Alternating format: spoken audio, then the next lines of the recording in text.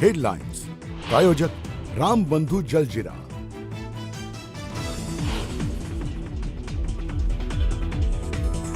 अशोक खराची आलिशान Mercedes car जप्त, कारसह इतर मालमत्ताही ईडी जप्त करण्याची शक्यता। शिर्डीमध्ये खरात नॉमिनी असलेल्या 100 खात्यांची ईडीकडून चौकशी, तर ओझरमध्ये सुद्धा बिल्डरच्या घरी ईडीचं पथक दाखल। देवदर्शनासाठी खरातनं कागदपत्र घेतली आणि बनावट खाते उघडून कोट्यावधींचे व्यवहार केले। रुपाली चाकणकरांच्या बहीण प्रतिभा चाकणकरांचा दावा, 8 तासाच्या चौकशीनंतर फेटाळले सर्व आरोप।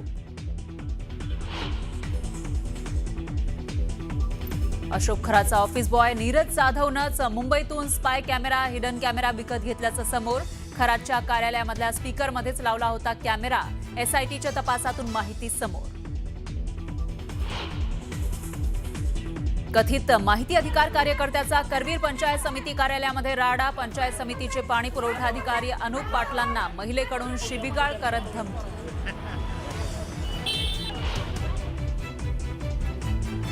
बच्चू कडूंना न्यायालयाचा मोठा दिलासा, कडूंना न्यायालयाकडून अटकपूर्व जामीन मंजूर। अभिजित तायडे यांच्या हत्येचा कट रचल्याचा होता आरोप। कल्याण मुरबाड महामार्गावर एकाच दिवशी 2 भीषण अपघात, दोन्ही अपघातामध्ये 13 जणांचा मृत्यू। पांजार पुलावर इको कारला सिमेंट मिक्सरच्या धडकेत कारमधील 11 जणांचा, तर पोटगावात रिक्षाच्या अपघातात 2घांचा अंत। पगारवाढीसाठी नोएडातील खासगी कंपन्यांमधील कर्मचाऱ्यांचं हिंसक आंदोलन। संतप्त कामगारांनी कंपनीवर दगडफेक केली आणि कारची तोडफोड तसंच जाळपोळ सुद्धा केली, सीसीटीव्ही समोर। मुंबईकरांच्या सेवेत आता दाखल होणार नवी लोकल। नॉन एसी लोकलला ऑटोमॅटिक दरवाजे, हवा खेळती राहण्यासाठी 2 मोठ्या खिडक्या, रूफ व्हेंटिलेशन सिस्टीम सुद्धा असणार। विदर्भासह मध्य महाराष्ट्रामध्ये पुढील 5 दिवस उष्णतेची लाट राहण्याची शक्यता, त्यामुळे गरज असेल तरच दुपारी 12 नंतर घराबाहेर पडण्याचं आवाहन। एल निनोच्या प्रभावामुळे यंदा देशात सरासरीपेक्षा कमी पावसाची शक्यता, भारतीय हवामान विभागाचा अंदाज।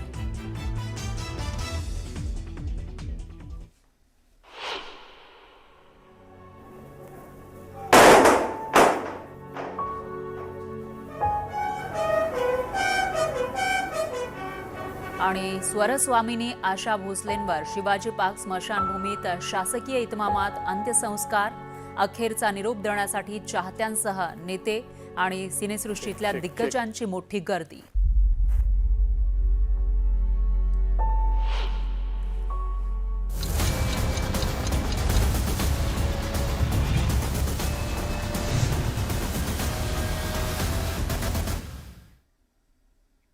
नमस्कार, मी फराह खान, तुम्ही बघताय महाराष्ट्राचा number 1 Marathi news channel news 18 Marathi, आवाज महाराष्ट्राचा। आणि प्राईम टाइम बुलेटिन मध्ये पुढच्या तासाभरात आज दिवसभरातल्या सर्व महत्त्वाच्या घडामोडींचा आढावा आपण घेणार आहोत। सुरुवातीला बातमी आहे भोंदू खराच्या जेलमधील नौटंकीची।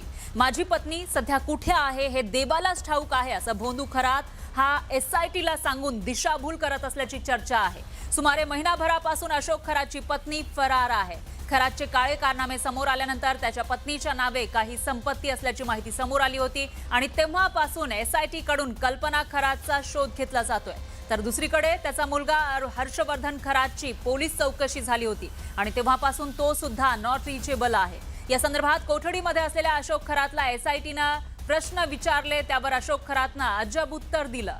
तर पोलीस चौकशीमध्ये डॅडला सगळं माहिती आहे आणि घरामध्ये खूप कॅश यायची असं सांगणारा त्याचा मुलगा हर्षवर्धन खरातशी बोलण्याची इच्छा अशोक खरातनं बोलून दाखवली आहे। त्याला हर्षवर्धनशी नेमकं काय बोलायचंय, त्याला मुलामार्फत तो इतर कुणाला काही निरोप पोहोचवू पाहतोय का, अशा विविध चर्चा आता रंगल्यात। कधी अघोरी पूजा विधी तर कधी खडे किंवा जंगली चिंचोके लाखोंना विकून खरातनं अनुयायांची लूट केली। ही करोडो रुपयांची लूट करून खरातनं आपली लंका उभी केली होती। आता खरातच्या भोंदूगिरीचा पर्दाफाश झाला आहे। ईडीनंही खरात भोवती फास आवळलाय। जिथं शिवनिका ट्रस्ट आहे त्या मिरगावसह नाशिक शिर्डीमधील विविध 11 ठिकाणी ईडीनं छापेमारी केली आहे। इतकंच नव्हे तर खरातचा आलिशान बंगला तृप्त बालावर सुद्धा ईडीनं पुन्हा धाड टाकली आहे. फक्त ईडीच नव्हे तर आयकर विभागाने सुद्धा खरातच्या मुसक्या अवळलेल्या आहेत. खरातच्या कार ईडीकडून सील केल्या जाणार आहेत. फक्त इतकंच नाही तर त्याच्या काही मालमत्ता सुद्धा सीज केल्या जाणार आहेत.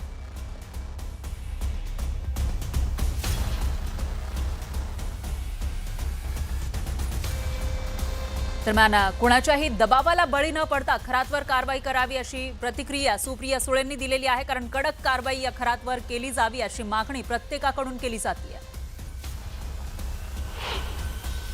चा जो अँगल आलेला आहे किंवा एवढे पैशाचे गैरव्यवहार हे वर्तमानपत्रात आणि चॅनलमध्ये दिसते, धक्कादायक आहे.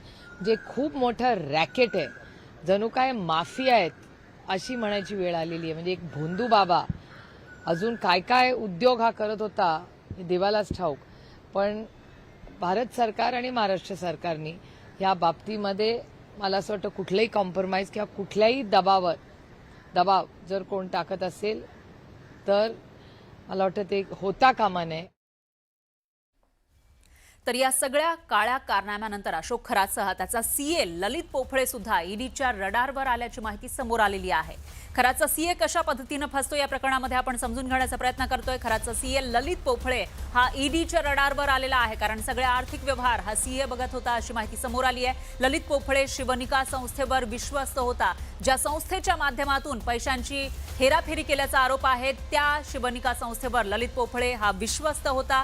आणि ललित पोफळेचा भाऊ प्रकाशवर सुद्धा ईडीला संशय आहे. फक्त ललित पोफळेच नाही तर त्याचा भाऊ प्रकाश पोफळे याच्यावर सुद्धा ईडीला संशय आहे.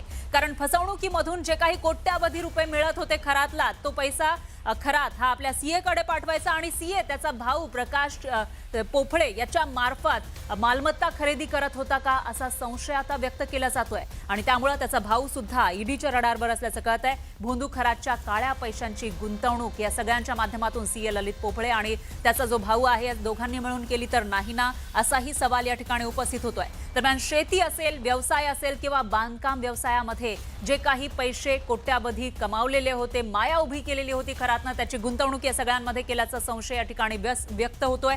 आणि त्याच पार्श्वभूमीवर पोफळे बंधूंकडून खरातच्या या काळ्या पैशांचं मनी लॉन्ड्रिंग करण्यात आलेला आहे का असा सवाल या ठिकाणी उपस्थित होतोय. कारण मोठ्या प्रमाणामध्ये कॅश त्याच्या घरामध्ये यायची आणि त्या सगळ्यांचं मनी लॉन्ड्रिंग हे दोघेही जे पोफळे बंधू आहेत ते करत होते का असा सवाल या ठिकाणी उपस्थित झाला आहे. आणि हवालाच्या मदतीनं परदेशामध्ये सुद्धा गुंतवणूक केली का असाही सवाल या ठिकाणी उपस्थित होतोय. कारण मोठ्या प्रमाणामध्ये पैसा खरातकडे असायचा, लोकांची लूट तो करायचा, भक्तांची लूट करायचा आणि तोच पैसा हवालाच्या मदतीनं परदेशात पाठवून त्याची गुंतवणूक केल्याचा संशय आहे. पोफळे बंधूंच्या आर्थिक व्यवहारांची सुद्धा आता ईडी कडून चौकशी केली जाण्याची शक्यता वर्तवली जाते. त्यामुळे या चौकशीमधून पुढे नेमकं काय काय समोर येणार याकडे सगळ्यांचं लक्ष आहे. आणि याच प्रकरणामध्ये एकतर खरात अडकलेला आहे, त्याच्यानंतर पोफळे बंधू आणि आता दुसरीकडे चाकणकरांची जी बहीण आहे प्रतिभा चाकणकर यांच्यावर सुद्धा एक प्रकारे चौकशी त्यांची केली जाते. शिर्डी पोलिसांनी प्रतिभा चाकणकर यांची तब्बल 8 तास चौकशी केलेली आहे. खात्यावरून स्वतः कोणताही व्यवहार केला नाही असा दावा या चौकशीमध्ये प्रतिभा चाकणकर यांनी केलेला आहे. आणि त्यांच्याविषयी जो काही संशय व्यक्त केला जात होता किंवा आरोप केले जात होते ते एक प्रकारे फिटाळल्याचं दिसतंय. देवदर्शनाच्या नावाखाली खरातनं आपली कागदपत्र घेतली होती अशी माहिती त्यांनी या चौकशीमध्ये दिल्याचं कळतंय. समता पतसंस्थेमधील तब्बल 132 संशयास्पद खात्यांचा पोलिसांनी तपास सुरू केला आहे. त्यामध्ये अनेक धक्कादायक खुलासे आता समोर येत आहेत.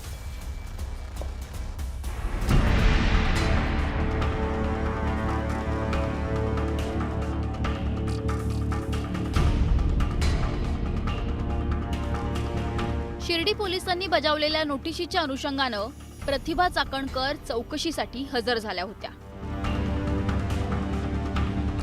शिर्डीत भोंदू अशोक खरात विरोधात सुरू असलेल्या तपासात मोठा आर्थिक घोटाळा उघडकीस आलाय.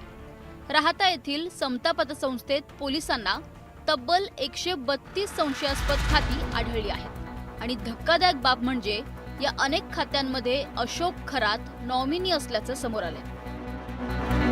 याच खात्यांमध्ये महिला आयोगाच्या माजी अध्यक्षा रुपाली चाकणकर यांची बहीण प्रतिभा चाकणकर आणि त्यांच्या मुलांच्या नावावर 4 खाती आढळून आली.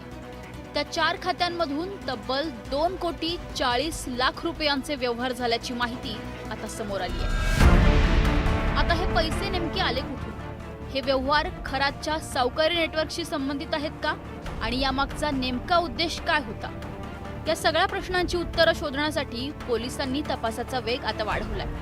याच अनुषंगानं पोलिसांनी प्रतिभा चाकणकर यांना नोटीस बजावत चौकशीसाठी हजर राहण्याचे आदेश दिले होते। जे खातं आहे ते बनावट आहे, आपल्या तिथे सह्या नाही आहेत, एकही रुपयाची आपण उलाढाल केलेली नाहीये। तुम्हाला कल्पना होती का समता पतसंस्थेमध्ये तुमच्या नावाची खाती कसं माहित झालं? आपल्या मीडियावरती पाहिलं आणि आम्ही आलोय, अजूनही आम्हाला कोणतीही नोटीस पोहोचलेली नाही। तुमचे कागदपत्र पाहिली ती तुमचीच होती का बनावट होती ती? कागदपत्र बनावट आहे, सह्या सुद्धा आपल्या बनावट आहेत।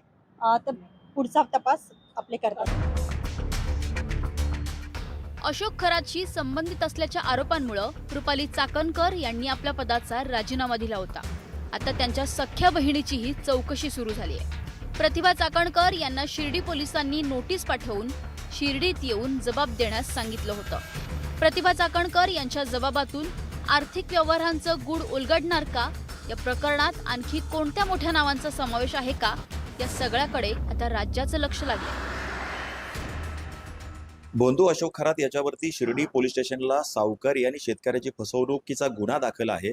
या गुन्ह्यामध्ये तपास करताना शिर्डी पोलिसांना अनेक धक्कादायक बाबी समोर आल्या, ज्यामध्ये समता पतसंस्थेमध्ये अनेकांच्या नावे उघडलेली जी खाते आहे याच्यावरनं कोट्यावधीचे व्यवहार केले गेले, ज्यामध्ये प्रतिभा चाकणकर यांचं देखील नाव आहे। प्रतिभा चाकणकरांची चौकशी आणि जबाबातून पोलिसांना कोणती माहिती मिळते, यावर पुढील तपासाची दिशा आता ठरणार आहे। Bureau report, news 18 Marathi. यानंतर एक धक्कादायक बातमी आहे अमरावतीच्या परतवाडा शहरातून। मोहम्मद आयाज मोहम्मद तन्वीर नावाच्या तरुणानं शहरामधल्या तब्बल 180 तरुणींचं लैंगिक शोषण केल्याचा आरोप भाजप खासदार अनिल बोंडेंनी केला आहे।